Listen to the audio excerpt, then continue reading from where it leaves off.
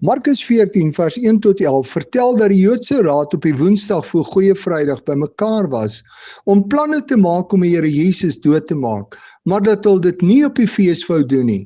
Jesus was nie die Woensdag in Jerusalem nie. Hy het in Betanië by Simon die Melaatse geëet. Simon die Melaatse was iemand wie se lewe deur die Here Jesus verander is, van 'n sterwende bedelaar wat nie naby mense mag kom nie, na 'n gesonde man wat nou in sy huise ete vir Jesus en sy disippels kon aanbied. En dan kom daar 'n vrou in met 'n fles egte baie duur nardusolie. So 'n flesie olie het 'n baie dun nekkie gehad, sodat die olie druppel vir druppel gebruik kon word en niks gemors word nie. So 'n flesie olie het meer as 'n jaar se salaris gekos.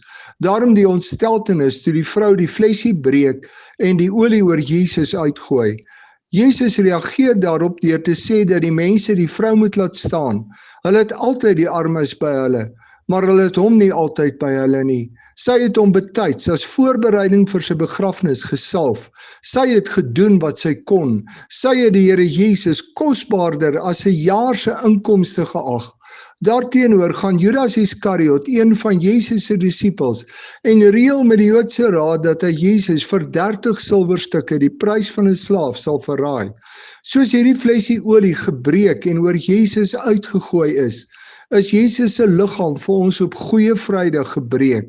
Judas Iskariot het die Here Jesus vir die prys van 'n slaaf verraai. Hierdie vrou het haar kosbaarste besitting vir Jesus gegee. Wat is Jesus vir jou werd?